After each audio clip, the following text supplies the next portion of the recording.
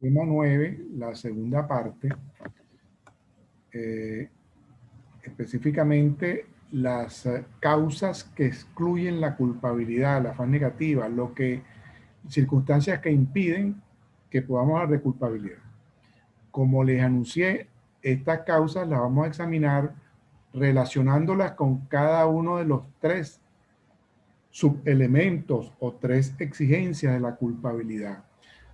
En este caso, en primer término, vamos a hablar, para concluir el tema 9, de las causas de inimputabilidad, las causas que excluyen la imputabilidad, las causas que impiden que podamos decir que existe imputabilidad. En el tema siguiente, en el tema 10, examinaremos las otras causas de exclusión de la culpabilidad. Empezamos entonces. Causa de inimputabilidad, como les había dicho, la imputabilidad tiene que ver con razones de edad y con razones de sanidad mental, ¿verdad? Por lo tanto, las causas que impiden que hablemos de imputabilidad, es decir, las causas de inimputabilidad serían razones de edad igualmente y la enfermedad mental. Con respecto a la primera, las razones de edad, tenemos que resultan inimputables los menores de 14 años de edad. Como les dije, al decir menores de 14 años de edad, estamos incluyendo los niños, conforme a la LOMNA, que recuerden que niño es hasta 12 años de edad, y los adolescentes de 12 a 14. Recuerden que el adolescente es de 12 a 18, pero los menores de 14 años son inimputables también. De manera que solo son imputables, solo tienen capacidad para ser motivados por la norma las personas de 14 años de edad para arriba. ¿Okay? Vamos a revisar disposiciones precisamente de la Ley Orgánica para la Protección de Niños, Niñas y Adolescentes, en las que está incluida esta referencia. Se trata seguramente de aspectos que ustedes examinaron en fundamentos del derecho penal y de la pena. Por lo menos, en todo caso, los que fueron alumnos míos en esa materia, algo les referí. La LOMNA vigente es la publicada en la Gaceta Oficial 6185 extraordinario del 8 de junio del 2015. En el artículo 2 de la LOMNA, por una parte nos dice que niño o niña es toda persona con menos de 12 años de edad. Y se entiende por adolescente toda persona con 12 años o más y menos de 18 años de edad. ¿Ok? Les recuerdo pues esta clasificación general, ¿verdad? Ahora, en el artículo 528 de la LOMNA nos habla de la responsabilidad del adolescente. El adolescente que incurre en la comisión de hechos punibles responde por el hecho en la medida de su culpabilidad de forma diferenciada del adulto. La diferencia consiste en la jurisdicción especializada y en la sanción que se le impone. ¿Ok? Entonces, primero, el adolescente responde, vamos a ver, pero ¿cuál es adolescente? Responde por la comisión de delitos. Sin embargo, esa responsabilidad va a ser establecida en una jurisdicción distinta, una jurisdicción propia, la jurisdicción de responsabilidad penal del adolescente, ¿verdad? Y las sanciones que se le imponen no van a ser las mismas que se le imponen a los adultos. Por decirles algo, en el Código Penal el delito de homicidio simple está sancionado con presidio de 12 a 18 años. Bueno, al adolescente que cometa ese delito no se le va a aplicar esa pena, se le va a aplicar una sanción de las que están establecidas en la LOMNA. Vamos a hacer una breve referencia a cuáles. Se le va a aplicar una privación de libertad seguramente, pero no en esa cantidad. Es distinto. Tanto la jurisdicción, repito, como la sanción imponer. Ok, ahora, de estos adolescentes, solo responden penalmente los que tengan 14 años o más. Les acabo de decir que adolescentes mayores de 12 y menores de 18, ¿verdad? Bueno, responden penalmente solo los que tengan más de 14 años, nos lo dice el artículo 532.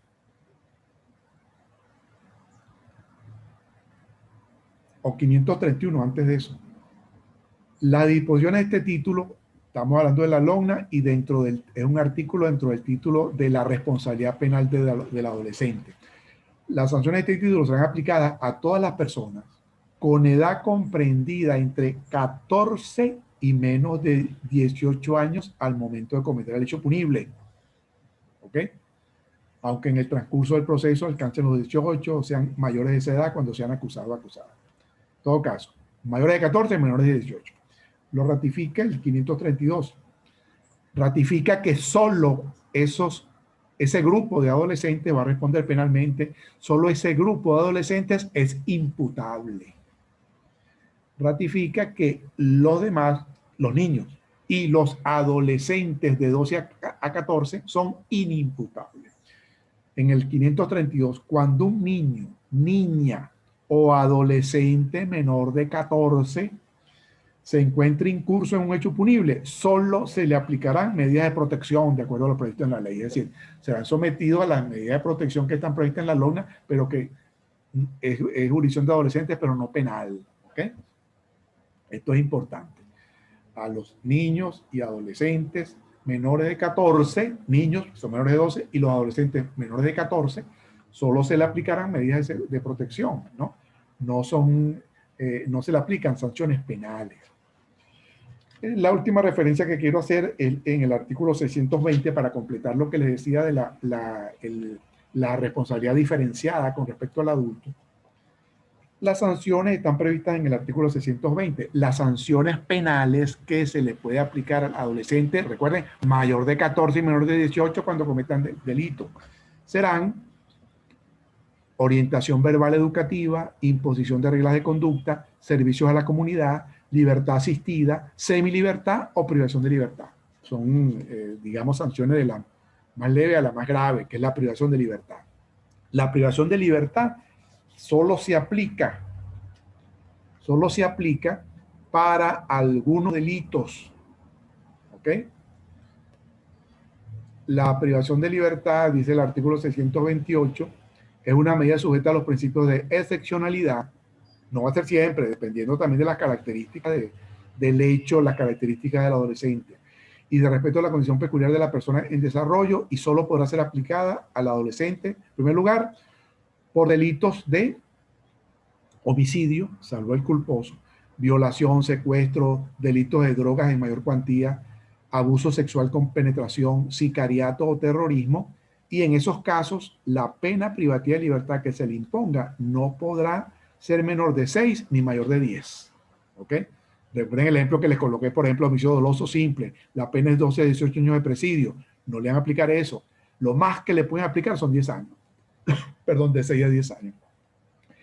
Y en los casos de lesiones gravísimas, salvo las culposas, robo agravado, robo sobre vehículos automotores, abuso sexual, extorsión o asalto a transporte público, la privación de libertad procede, pero no podrá ser menor de 4 ni mayor de 6 años. ¿Ok? En los otros casos no pueden aplicarle privación de libertad. Le aplicarán alguna de las otras sanciones que están previstas, como les dije, en el artículo 620. ¿Ok? Esto tiene que ver, por supuesto, con lo siguiente. El legislador, aunque acepta que un grupo de adolescentes, específicamente los mayores de 14 y menores de 18, pues como adolescentes al fin, tiene la suficiente madurez para ser objeto de reproche penal, pero sin embargo reconoce que no es una madurez igual a la del adulto, y por lo tanto el régimen, aunque penal, que se les aplica, va a ser, digamos, aplicado en una jurisdicción distinta, una jurisdicción propia que va a tomar en cuenta las características del sujeto infractor, en este caso el adolescente, y las sanciones que se le van a aplicar. Recuerden que la culpabilidad es el fundamento principal de la pena, ¿no? En este caso, la sanción que se le aplica son sanciones distintas, por supuesto, más leves con respecto a las sanciones que se le aplican a los adultos por delito. De manera que podemos tratar que una imputabilidad, son imputables, pero de manera diferente. Todavía no se les considera con la madurez equivalente a la de un adulto. ¿Okay? Esto es así desde la primera logna. La ley anterior, la ley tutelar de menores, establecía la absoluta inimputabilidad de todo menor de 18 años. Y antes de eso, el estatuto de menores, ¿ok? Hasta 18 años no se respondía penalmente. La logna cambia esto, respondiendo ahora al adolescente, ¿no? Y en esta última que subieron un poco, de 14 a 18. Antes era todos los adolescentes. Ok. La siguiente causa de exclusión de la imputabilidad, es decir, dicho de otra forma, causa de inimputabilidad, es la enfermedad mental.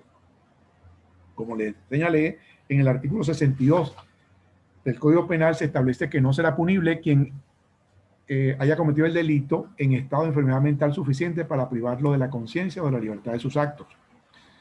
Por esto de enfermedad mental refiere el profesor Artiaga que debe entenderse como un estado o de una manifestación morbosa o patológica mental que en definitiva compromete la libertad del ser humano y lo hace encerrarse en sí mismo, perdiendo las perspectivas del medio que lo rodea.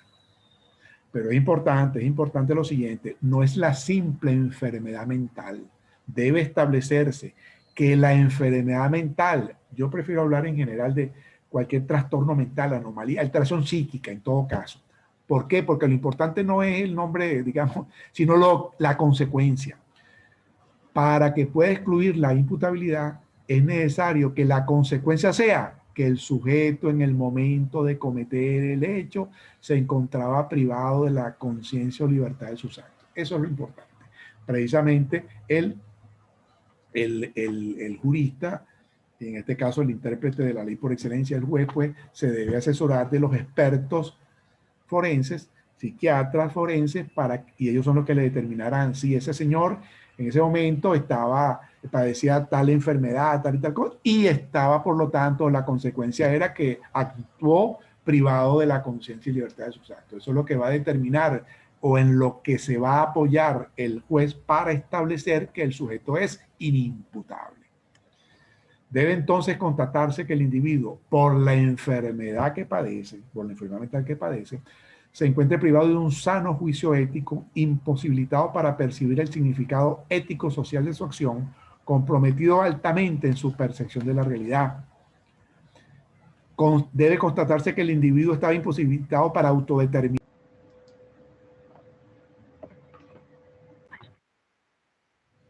Ok, continúo porque se me había ido el internet, pero continúo en este mismo lugar de la lámina, que debe constatarse además que el individuo estaba imposibilitado para autodeterminarse, incapacitado para decidir entre valores, decidir entre lo bueno y lo malo. Si yo no tengo capacidad precisamente para tomar estas decisiones, pues no puedo oír el imperativo de la norma, no soy motivable. Ahora, puede suceder que a pesar de que el individuo padecía en el momento del hecho de cierta alteración mental, esa no era de tal magnitud, y eso lo establecerán también los expertos psiquiátricos, por supuesto, no era de tal magnitud que lo privara totalmente de la conciencia o libertad de sus actos. En ese caso, va a responder penalmente, aunque con una atenuación. Nos lo dice el artículo 63 y ahí se consagra lo que debería entenderse por imputabilidad disminuida. Es imputable, pero en menor medida. El artículo 63 nos dice, cuando el estado mental indicado en el artículo anterior, en el 62, sea tal que atenúe en alto grado la responsabilidad, sin excluirla totalmente, la pena establecida para el delito falta se rebajará conforme a las siguientes reglas y establecen 3 casos, ¿no? Que en todo caso va a haber una atenuación de la pena, tomando en cuenta que a pesar de que es imputable, lo era en menor medida, no era totalmente imputable, ¿ok? Dicho de otra forma, tenía imputabilidad disminuida, ¿okay? Porque la alteración mental que padecía para el momento del hecho no excluía totalmente la conciencia o libertad de sus actos. Esto es importante. Y esto, repito, eso lo van a establecer los expertos psiquiátricos. Ok. Particular aspecto que hay que examinar, porque el código, digámoslo señala, el artículo 64 del Código Penal, lo que sucede cuando la perturbación mental es debida a la embriaguez del sujeto que... En el artículo 64 se establece, dependiendo del origen de la embriaguez, si fue voluntaria o no, si fue casual, si fue atenuar o agravar la pena, ¿ok? Como regla general. Si es con si se probare que la persona se embriaga con el fin de facilitarse la perpetración del delito o preparar una excusa, acción libre en su causa, la pena se va a aumentar, ¿ok? Si se resulta probado que el procesado sabía y era notorio entre sus relaciones que la embriaguez lo hacía provocador y pendenciero, la pena se le aplicará sin ninguna atenuación. ¿Ok? Si no probaba ninguna de las dos circunstancias, los dos numerales anteriores resultara demostrar la perturbación mental por causa de la embriaguez, las penas se reducirán a los 2/3. Si la embriaguez fuera habitual, se podrá mandar a cumplir la pena en un establecimiento especial, ¿verdad? Si la embriaguez fuera enteramente casual o excepcional, que no tenga precedente, las penas en que haya incurrido el encausado se reducirán de la mitad a 1/4. Ahora, fíjense lo siguiente. Ahí establecen, repito, atenuación o agravación dependiendo del origen de la embriaguez. Por supuesto, la que produce enfermedad mental, perturbación mental en el momento del hecho. Sin embargo, es importante, sin embargo, el artículo 64, en algunos aspectos, resulta, digamos, inconstitucional porque estás vulnerando principio de culpabilidad en algunos casos, en el sentido de que hace responder a una persona que en el momento del hecho no era imputable. ¿Ok? Eso es importante. La regla es, en principio, todo persona que tenía una perturbación mental suficiente para privarlo de la conciencia o libertad de sus actos en el momento de realizar el hecho, en principio es imputable. Es inimputable. Es inimputable. ¿Ok? Solo si se demuestra, haciendo aquella retrospectiva, que se produce la embriaguez voluntariamente con la finalidad de preparar una excusa, conociendo que lo alteraba psíquicamente, que lo volvía pendenciero, X, ahí sí, como acción libre en su causa, sí respondería, incluso conforme al 64 con aumento de pena. Ahora, a pesar de que la persona estaba perturbada mentalmente como producto de embriaguez, pero si esa embriaguez, que eso no lo dice claramente el 64, pero hay que aplicarlo por las normas, el principio constitucional y aplicando la regla general del artículo 62. Si esa embriaguez fue totalmente fortuita, no fue voluntaria, deben aplicarse las reglas generales. El 62, si la imputabilidad es total, es decir, si se excluye totalmente la libertad y conciencia de los actos, o el 63, si la imputabilidad es disminuida. ¿Okay? Esa es la regla general. Vamos a ver que en la ley de drogas está más claro, que hay un artículo parecido. En la ley de drogas está más claro. Ratificando lo que les acabo de decir, si el individuo era consciente y libre al momento de embriagarse, acciones libres en su causa, se aplica el 64. Ahí sí, ahí sí. Y también es importante referir los casos del alcoholismo crónico. Ya no es el caso que eventualmente se embriagó y después, no. El que ya es alcohólico, el alcoholismo crónico, que se caracteriza en sus etapas ya más extremas, precisamente por alteraciones graves de la mente, ¿verdad? El famoso delirium tremens, algo así, ¿no?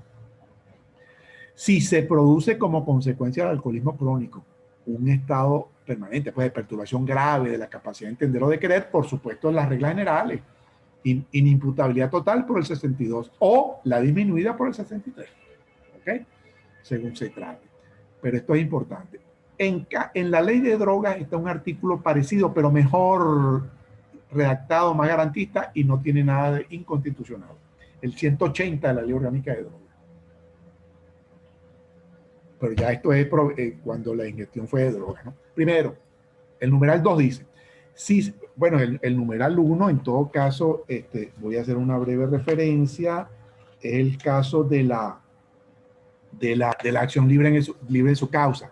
Si se probare que el sujeto o sujeta ingirió la sustancia estupefaciente o psicotrópica con el fin de facilitar la perpetración del hecho punible o de preparar una excusa, las penas se aumentarán. Esa es la acción libre en su causa. Pero después viene el numeral 2. Si se probare que el sujeto o sujeta, así lo dice textualmente la ley, no son cosas mías, el sujeto o sujeta, imagínense ustedes, ha perdido la capacidad de comprender o querer por empleo de alguna de dichas sustancias debido a caso fortuito o fuerza mayor, quedará exento de pena. Esta es la regla general. Esto es lo que le falta al 64 del Código Penal. ¿Ok? Porque bueno, si la ingestión de la sustancia fue fortuita o debido a fuerza mayor y la persona comete un delito perturbado mentalmente como consecuencia de la ingestión de esa sustancia, pues queda exento de pena, inimputabilidad total. El numeral 4, referido específicamente al consumidor, el más adicto, el compulsivo. No es punir a la persona consumidora cuando su dependencia compulsiva sea tal que tenga los efectos de una enfermedad mental que le haga perder la capacidad de comprender y de querer. ¿Ok? Eso lo dirán también los expertos. Es tal el grado de adicción que equivale y la consecuencia natural es que pierda la capacidad de comprender y de querer sobre sus actos. En ese caso, excluido totalmente también la punibilidad. No es imputable. Y el numeral 5 aclara o refiere a la imputabilidad disminuida cuando el estado mental sea tal que atenúe en alto grado la responsabilidad sin excluirla totalmente, la pena establecida para el delito o falta se rebajará conforme a las reglas establecidas en el Código Penal. ¿Cuál? En el artículo 63, donde está la imputabilidad disminuida. Recuerden que les dije que responden penalmente, lo que pasa es que responden con una rebaja de pena, ¿ok? Porque no fue total el efecto en cuanto a la privación de la capacidad de comprender y querer, no fue total el efecto de la ingestión de la droga. ¿Okay? Bueno, con esto terminaríamos las causas de exclusión de la imputabilidad. Para el tema siguiente, el tema 10, nos corresponde concluir con las otras causas, lo que tiene que ver con las circunstancias que excluyen el conocimiento de la prohibición, específicamente el error de prohibición, y las circunstancias que determinan que el individuo actúa en situación anormal, es decir, excluyen la normalidad situacional. ¿Okay? Estado de necesidad inculpable, la obediencia debida. ¿Okay? Veremos eso en el próximo tema. Pero entonces hasta aquí, con esto concluyo el tema 9.